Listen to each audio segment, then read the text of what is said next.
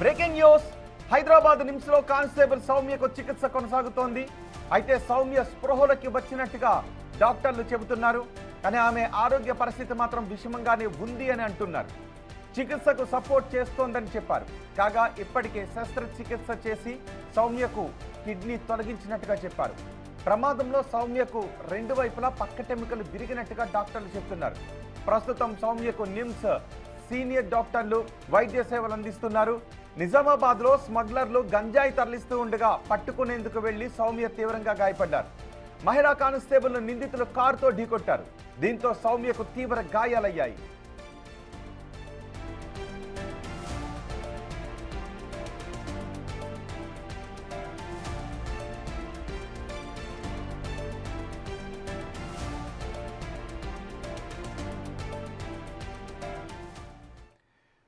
మరింత సమాచారం మా ప్రతినిధి విజయ్ అందిస్తారు.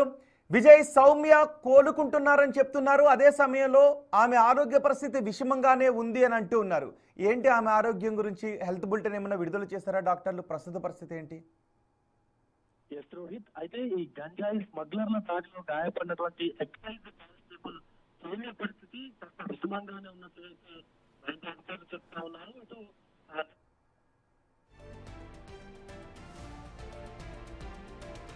నిజామాబాద్ లో గంజాయి స్మగ్లర్లను పట్టుకునే సమయంలో గంజాయి స్మగ్లర్లు సౌమ్య అనే కానిస్టేబుల్ని, ఇప్పుడు మీరు బిగ్ టీవీ స్క్రీన్ పైన చూస్తున్న సౌమ్య అనే కానిస్టేబుల్ను కారుతో ఢీ కొట్టి పారిపోయే ప్రయత్నం చేశారు. అదిగో ఆ కార్ను కూడా మీరు బిగ్ టీవీ స్క్రీన్ పైన చూస్తూ ఉన్నారు.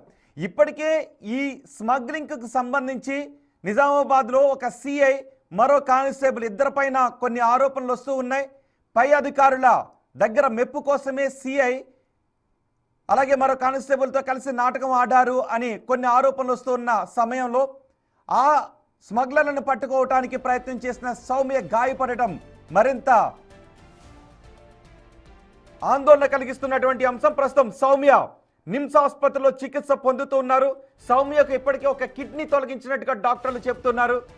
కారుతో స్మగ్లర్లు ఢీకొట్టిన సమయంలో సౌమ్య పక్కటెముకలు విరిగిపోయాయి. ప్రస్తుతం ఆమె వైద్యానికి స్పందిస్తున్నప్పటికీ ఆమె పరిస్థితి ఇంకా విషమంగానే ఉందని డాక్టర్లు చెప్తున్నారు. పూర్తి సమాచారం మా ప్రతినిధి విజయ్ అందిస్తారు. విజయ్, ఇప్పటికే సిఐ అలాగే అదే పోలీస్ స్టేషన్లో కానిస్టేబుల్ ఇద్దరిపైన కొన్ని ఆరోపణలు వచ్చాయి. వాళ్లకు సంబంధించి ఎటువంటి విచారణ జరుగుతోంది? మరోవైపు సౌమ్య ఆరోగ్యం గురించి డాక్టర్లు ఏం చెప్తున్నారు?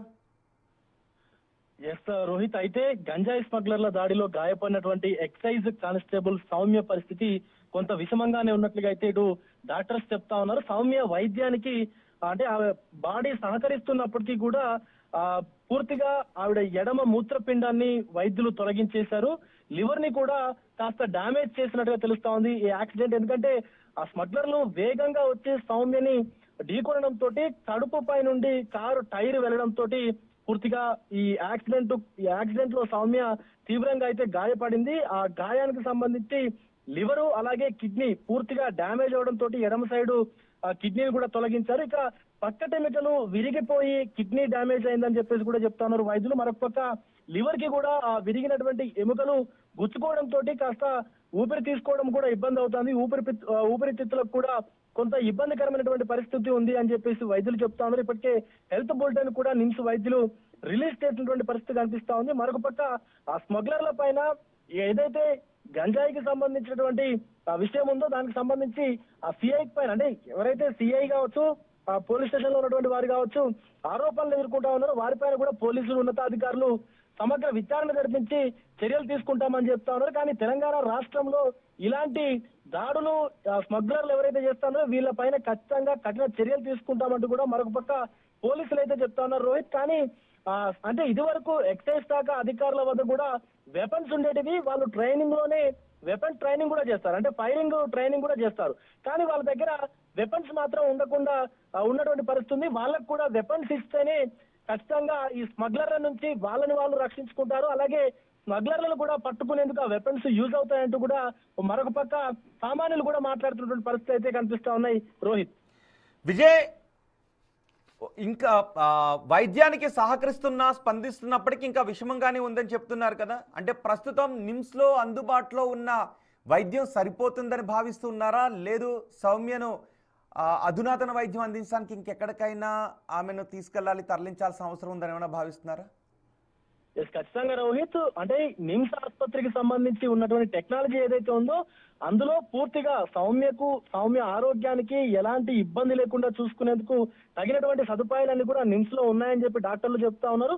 ఒకవేళ పరిస్థితి మించిపోయి చేదాటిపోయి ఇంకా ఆరోగ్యం విషమిస్తే కనుక ఖచ్చితంగా తనని ఇతర అంటే దేశాలకు కావచ్చు, లేకపోతే మెరుగైనటువంటి వైద్య సేవల కోసం బయటికి కూడా పంపించేటువంటి అవకాశం ఉన్నట్లుగా కూడా ఇటు అధికారులు చెప్తా ఉన్నారు. మరొక పక్క ప్రభుత్వం కూడా వైద్య ఆరోగ్య శాఖ కూడా ఖచ్చితంగా సౌమ్య ఆరోగ్యానికి సంబంధించి కోలుకునేంత వరకు కూడా ప్రతి ఖర్చును కూడా భరిస్తామంటూ మంత్రి దామోదర రాజనరసింహ కూడా చెప్పారు. అలాగే ఎక్సైజ్ శాఖ జూపల్లి కృష్ణారావు కూడా చెప్పినటువంటి పరిస్థితి అయితే ఉంది. సౌమ్యను పరామర్శించినటువంటి సమయంలో ఆ కుటుంబానికి అండగా ఉంటామంటూ కూడా ప్రభుత్వం అయితే భరోసాని కల్పిస్తా ఉంది. కానీ సౌమ్య ఇటు ఆ డాక్టర్లకు అంటే తన బాడీ రెస్పాండ్ అవుతా ఉంది ట్రీట్మెంట్ కి, కానీ ఆవిడ అన్న పదార్థాలు ఏవి తీసుకోకుండా ఉన్నటువంటి పరిస్థితి ఉంది. పూర్తిగా కూడా సెలైన్స్ మీదే ద్రవ పదార్థాల మీదే ఆధారపడినటువంటి పరిస్థితి ఉంది. ఐసీయూలో ఉంది కాబట్టి కొద్ది రోజులు గడిస్తే గానీ తన ఆరోగ్యం మెరుగుపడుతుందా లేదా అనేది వైద్యులు ఇంకా కూడా ఏమీ చెప్పలేనటువంటి పరిస్థితి ఉందంటూ కూడా చెప్తా ఉన్నారు రోహిత్.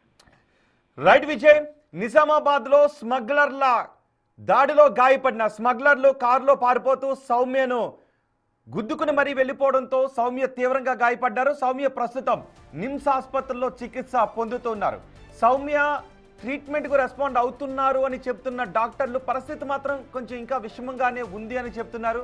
కానీ సౌమ్య కోలుకోవటానికి కావలసిన ఎలాంటి వైద్యాన్నైనా రాష్ట్ర ప్రభుత్వం అందిస్తుందని ప్రభుత్వం చెబుతూ ఉంది.